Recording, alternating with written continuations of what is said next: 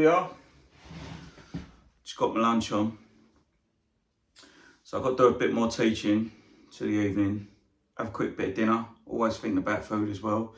And then I'm going over the big bridge, Dartford Bridge, into Kent. So Essex into Kent. So we're going West Ham into Millwall town. No, only joking. Don't take long. If the bridge is working, 35 minutes. If it ain't, could be hours. Hopefully it's going to work. So I'm going to leave 7:15. But what I'm going to do, I'm going to do a little video for it. A journey. Well, I might get in trouble for that. But sorting out the pedal board now. Well, I've got the sausages cooking. I've got 3 different pedal boards in here, and depending on the gig, if you're looking at that guitar like that one there in the corner, it looks like a can of Lil, don't it, for me? It's called Tropical Ibanez. A student of mine wants me to sell it for him. So here's one pedal board I use. If you want to pause it. That's quite a really good setup. That gives me everything I need. And then what I might do is throw a wah-wah on top. So I might take that because I don't know if I can be asked to do it. The other one, which is really nice, it's just based on boosts, really. They're all mixed up. Really, I should have them all sorted out, but so I might create that pedal board a bit more. See that one? And sometimes I've just done a gig with that, which is quite cool because it is just a pure tone of the guitar. I've got another pedal board somewhere. Over here on. See, I do use effects. So I'm going to sort them out. Amp-wise, I was going to take the Marshall because that's 20 watts, which is good. But I think the Vibrolux reverb I'm going to take, and I'm going to the custom channel, which is based on a Bassman circuit as well, which that is based on it, but obviously it sounds like a Marshall. So I'm going to take a Fender Vibrolux and probably underneath Deluxe Reverb, just as a backup in case something goes wrong, and leave it in the car.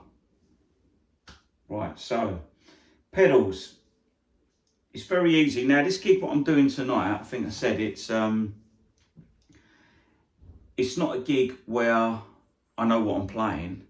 I know what songs I'm going to be playing and singing, but the deal is you turn up as a special guest and they just start playing and you've got to join in, which should be all right. Trying to get comfortable. You know what it's like. So I won't know what I've got to play. I've got to be there for 7:30. Probably run for a few things. Tell me the songs they're doing. And then away we go. I think we kick off at 9 o'clock. So it should be a good crowd down there. Never played with these guys before, or at this club. It's called the Cotton Club in Dartford. So should be good. That is where Keith Richards, for you American ones, and Mick Jagger, that's where they met, at the train station over that way. So that's where I'm heading, just across the bridge from now. So I think it's going to be quite, well, it is guitar, because the band's just made up of bass, drums and guitar, and he sings. Don't know if the others sing or whatever. So I'm just going to take a pedal board which is going to drive that amp. So I'm going to have a great clean sound. Then I'm going to probably link up 3 or 4 boost pedals and a distortion pedal if you need that extra bit.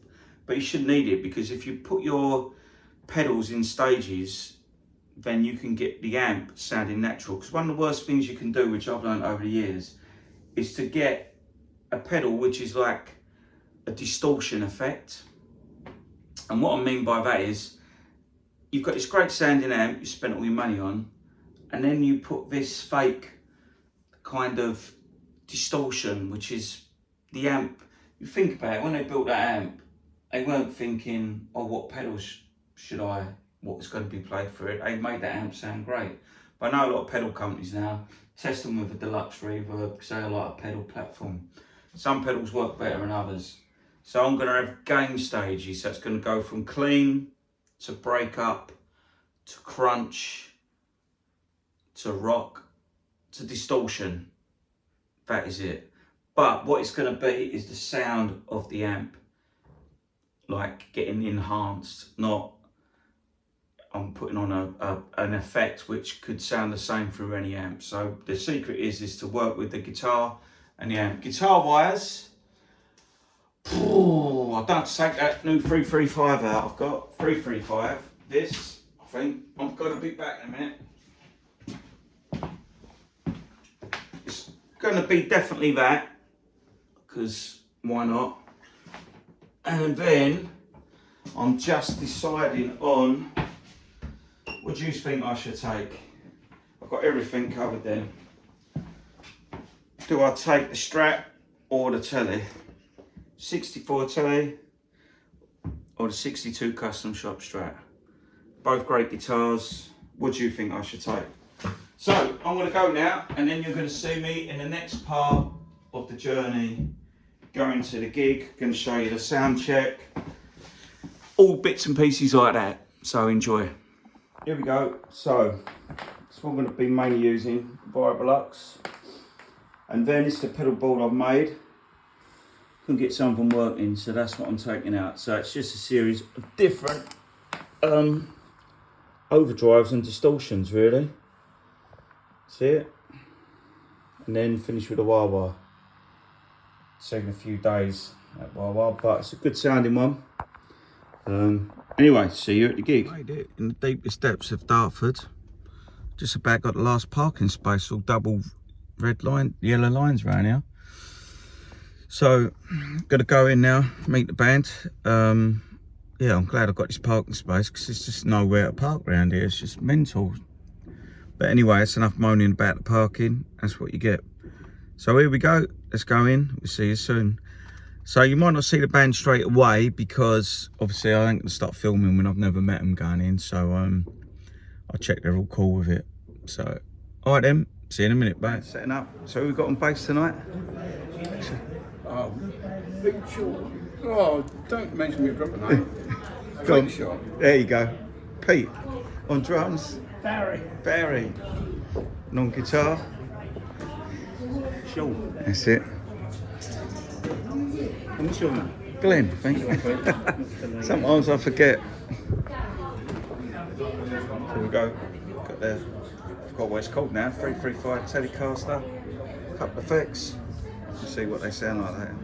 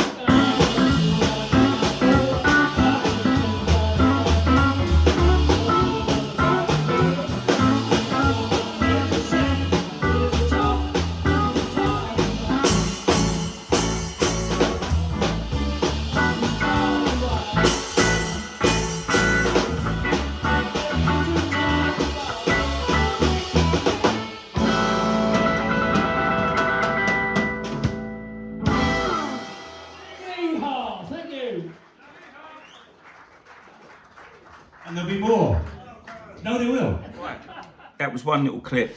It's very hard to get clips because obviously you're playing. And then I'll tell you a bit more about the gig because, so what happened was, turn up, you set up, but then I didn't even know the numbers until we started playing them. And then, so I had the guitarist who was singing, the drummer, me on the other side, then the bass player. So some of the songs, majority of them I knew, but never played them. It was like he'd start, wouldn't know what key I was in. I'd say to the bass player, what key were you in? And sometimes you have to watch his hands where he's going. And it was like jump in and just start playing. But before I went out, see that, I cracked my nose on the Telecaster. Don't know how I've done it. I just went like that and just went bang. So before I was leaving, it don't look that bad, but it split my nose open, so there's blood coming out everywhere. So it was a really good fun gig. I just love the enthusiasm, especially the drummer. He's been on the scene since since I was born, he was saying, well, even before that, and he's still at it. I mean, hats off to you. To do that, I think is brilliant. You know, I hope I'm still doing it 20, 30 years time, if I'm about. It'd be, you know, he's loving it still, and that energy and the crowd there as well. The crowd at the place, they was all up for it, just really enjoying the musicians. And they do it every week. So every week they've got a different special guest. I mean, I do it once a month, but obviously I have to prepare a lot more because we do about, I don't know, 20 songs at my gig. I do once a month with different artists. So yeah, we done stuff from Hendrix to the Beatles, Tom Petty, just all really good old tunes from, I don't know, the late 60s and 70s, which is really good. Other guitarist was a great player as well.